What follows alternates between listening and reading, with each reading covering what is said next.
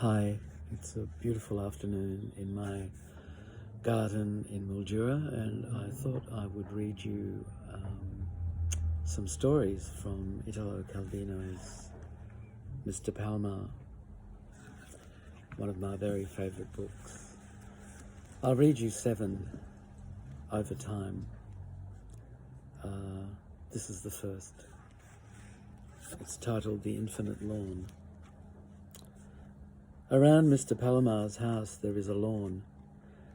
This is not a place where a lawn should exist naturally, so the lawn is an artificial object composed from natural objects, namely grasses.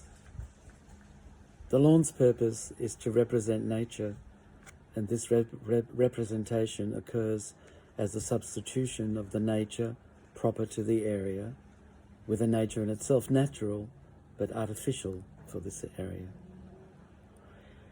In other words, it costs money. The lawn requires expense and endless labour to sow it, water it, fertilise it, weed it, mow it. The lawn is composed of dichondra, darnel and clover. This mixture in equal parts was scattered over the ground at sowing time. The dichondra, dwarfed and creeping, promptly got the upper hand. Its carpet of soft little round leaves spreads everywhere, pleasing to the foot and to the eye. But the lawn is given its thickness by the sharp spears of darnel, if they are not too sparse and if you don't allow them to grow too much before cutting them. The clover sprouts irregularly, some clumps here, nothing there, and farther on a whole sea of it. It grows exuberantly until it slumps, because the helix of the leaf becomes top-heavy and bends the tender stalk. The lawnmower attends with deafening shudder to the tonsure. A light odour of fresh hay intoxicates the air. The level grass finds again a bristling infancy, but the bite of the blades reveals unevenness, mangy clearings, yellow patches. To cut its proper figure, the lawn must be a uniform green expanse, an unnatural result that lawns created by nature achieve naturally. Here, observing it point by point, you discover where the whirling jet of the hose cannot reach, and where the water falls constantly and rots the roots, and where the carefully regulated watering fosters weeds. Mr. Palomar is crouched on the lawn pulling up weeds. A dandelion clings to the ground with a foundation of jagged leaves thickly overlapping. If you tug at the stalk, it breaks off in your hand while the roots are still sunk into the ground. With a curving movement of the hand, you have to grasp the entire plant and delicately slip the roots from the earth, even if you have to pull up a bit of sod and some of the lawn's rare blades of grass, half smothered by their aggressive neighbour. Then you must throw the interloper in a place where it cannot put down roots again or scatter seed. When you start pulling up one weed, you immediately see another appear a bit further on, and another, and still another. In no time, that stretch of lawn, so grassy that it seemed to need only a few touches, proves to be a lawless jungle.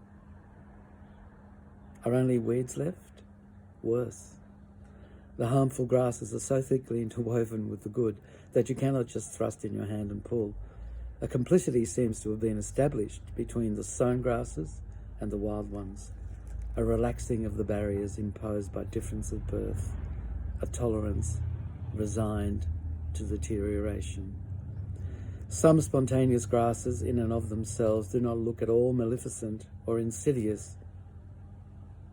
Why not admit them to the company of those that rightfully belong to the lawn, integrating them in the community of the cultivated plants? This is the road that leads to forgetting about the English-style lawn and falling back on the rustic lawn left to its own devices. Sooner or later, we'll have to make up our minds and accept it, Mr. Palomar thinks. but he feels it would be a betrayal of one's code of honour. A chicory, a borage plant, spring into his field of vision. He uproots them. To be sure, pulling up a weed here and there solves nothing. This is how it should be done, he thinks.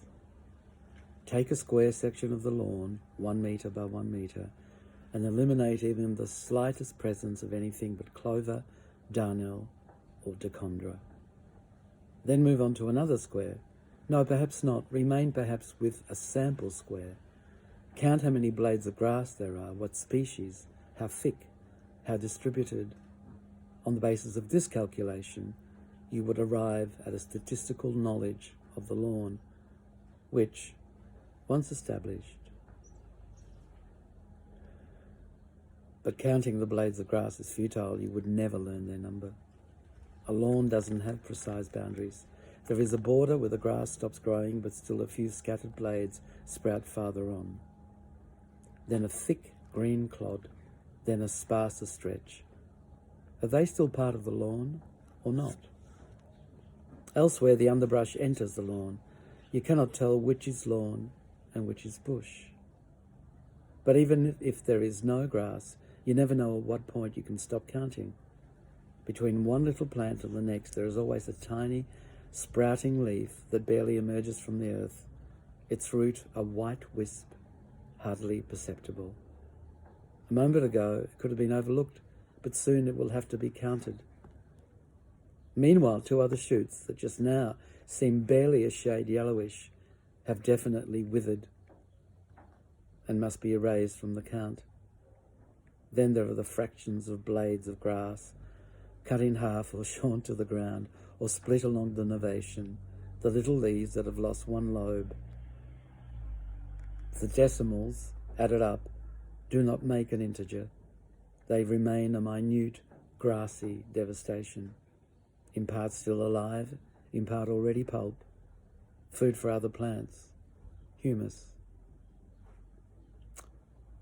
The lawn is a collection of grasses. This is how the problem must be formulated. That includes a subcollection of cultivated grasses and a subcollection of spontaneous grasses known as weeds. An intersection of the 2 subcollections is formed by the grasses which have grown spontaneously but belong to the cultivated species and are therefore indistinguishable from them. The 2 subcollections, in their turn, include various species, each of which is a subcollection, or rather, it is a collection that includes the subcollection of its own members, which are members also of the lawn, and the subcollection of those alien to the lawn.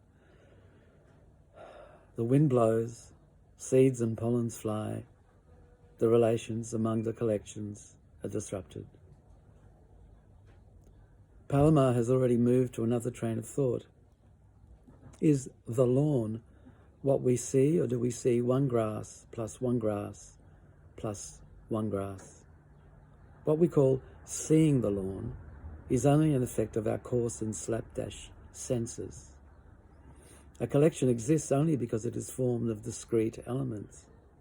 There is no point in counting them. The number doesn't matter.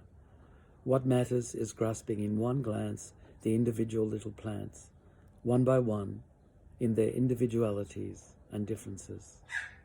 And not only seeing them, thinking them.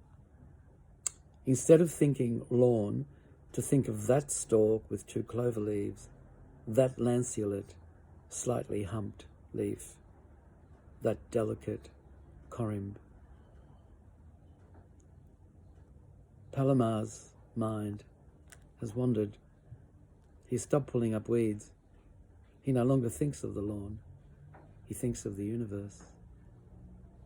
He's trying to apply to the universe everything he has thought about the lawn. The universe as regular and ordered cosmos, or as chaotic proliferation. The universe perhaps finite but countless, unstable within its borders, which discloses other universes within itself. The universe, collection of celestial bodies, nebulous, fine dust, fields of force, intersection of fields, collections of collections.